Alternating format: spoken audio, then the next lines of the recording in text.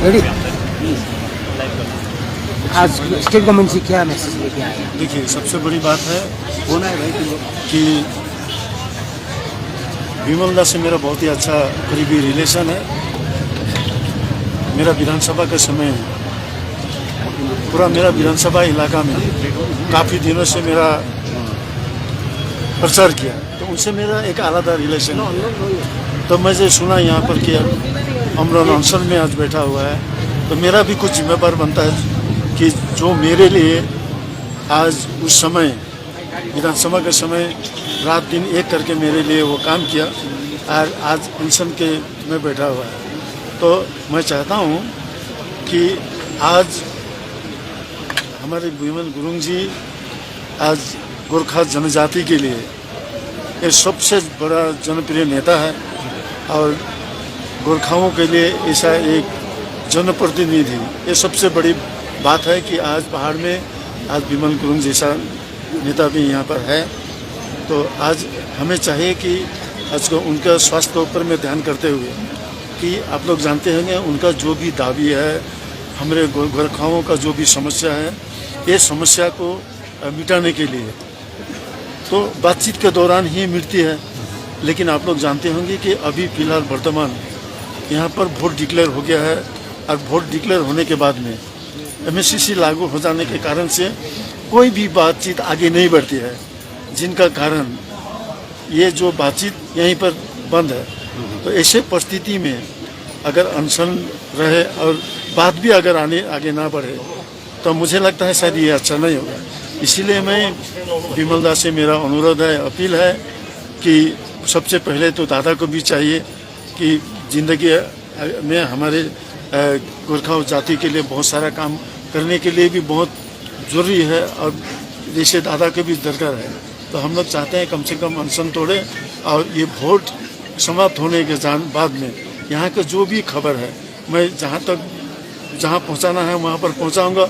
उसके बाद में जब सरकार जब भी बुलाती है तो यहाँ पर सारे दल के लोग विमल गुरुंग जी भी जाएंगे, और यहाँ का जो भी दावी है कि समस्या है उसको समाधान करने की कोशिश करेंगे। वहाँ पर बैठ के ही तो समस्या का समाधान किया जाता है। आप पर्सनल हिसाब से आए हैं या गवर्नमेंट? देखिए, ये तो हमारे मेरा पर्सनल भी है, इसलिए पर्सनल इसीलिए है कि मेरा साथ में उनका एक पारिवारिक रिलेशन है कि नहीं, कि वो मेरे लिए जितना किया है तो शायद आज मुझे अपने आप खुशी है कि कम से कम उसका इस समय में मैं कम से कम उसके साथ में हूँ। तो हम लोग निश्चय यहाँ का जितना भी खबर है हम लोग तो पहुँचाएंगे, कि जगह में पहुँचाएंगे, ताकि इसका एक विचार विमर्श हो, इसका समस्या का समाधान हो। ये मेरा जो भी इलेक्शन आफ्टर इलेक्शन के बाद में इसका ऊपर में बातचीत करना हम लोग जगह में हम लोग पहुँचाएंगे।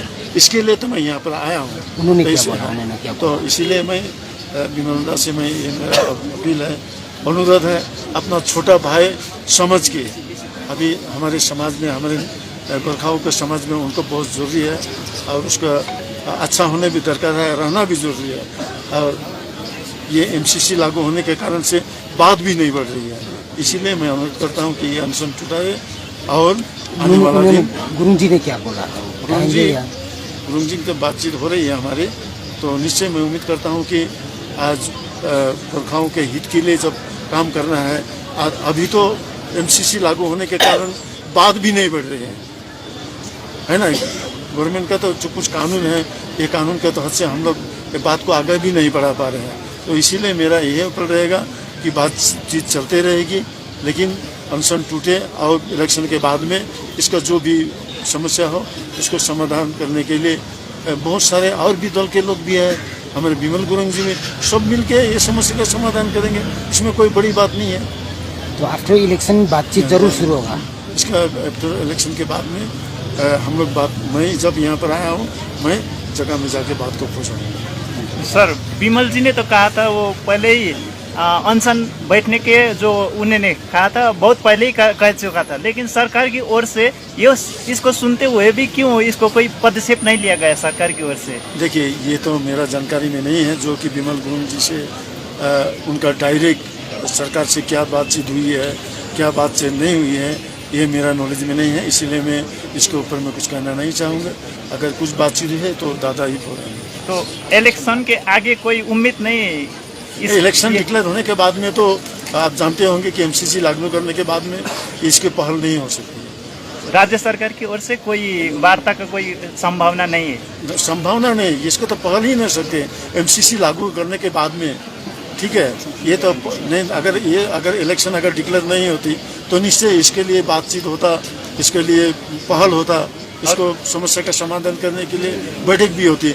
लेकिन इलेक्शन के बाद ये सरकार कोई हल करेगा, इसका कोई आप प्रतिश्रुति या? देखिए, यहाँ का जो भी बातचीत यहाँ पर आया है, यहाँ पर समस्या देख रहा हूँ, इसको लेके मैं अपना जगह पर जाके बातचीत छेड़ूंगा।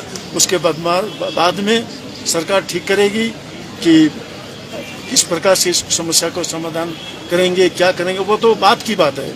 लेकिन अभी फिलहाल हम लोग को सभी को यही सोचना चाहिए कि एमसीसी लागू होने के बाद हम लोग का जो भी बात है, जो भी दाबी है, जो भी समस्या है, वो आगे नहीं बढ़ पा रही है।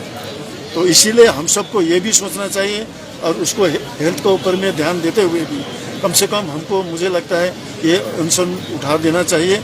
ये हमारे लिए, हमारे नेपाली समाज के लिए, हर चीज़ के लिए अच्छा होगा, इसलिए कि बातचीत अभी आगे नहीं बढ़ रही है। यही मेरा अपील रहेगा। गुरुंग जी मना कर रहे हैं क्या? ममता बनर्जी जी ने तो जलपाईगुड़ी से भी और पर्सन का मीटिंग से भी, दार्जिलिंग से भी कहा था प्रपोजल दीजिए। फिर गोरखा जनमुक्ति मोर्चा ने दिया प्रपोजल, इलेक्शन से आगे दिया है, आपको मालूम है, फिर उसका क्या हुआ सर? देखिए, ये ममता बनर्जी के साथ में आप लोग का क्या बातचीत हुई है, इसके ऊपर में मुझे उसका जानकारी नहीं है, इसीलिए ना फिर भी कुछ बात है जो कि जैसे आपके साथ में उनकी क्या बातचीत हुई है, क्या मेमोरेंडम आप लोग दिए हैं, ये मेरा जानकारी में नहीं है, इसीलिए इसके ऊपर में मैं पहल नहीं करना चाहूँगा। Thank you.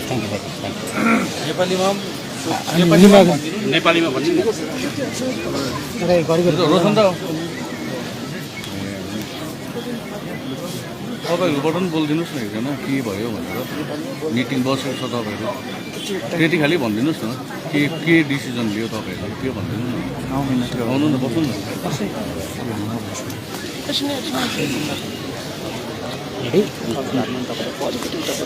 आज ट्राइबल मिनिस्टर आफै आउनुभयो है, उहाँले अपिल गर्नुभएको छ कि एमसीसी लागू भएकोले गर्दा केही बातचित अगाडि बढाउनु सकेको छैन, उहाँले एउटा अनसन उठाउने अपिल गर्नुभएको छ। के छ तपाईँको पार्टीबाट? होइन, अहिले उहाँले तपाईँहरूको अगाडि बात मान्नुभयो है, प्रेसलाई सम्बोधन गर्नुभयो है, र मोडल कोड अफ कन्डक्ट लागेकोले गर्दाखेरि बातचित अगाडि बढ्नु सकेको छैन।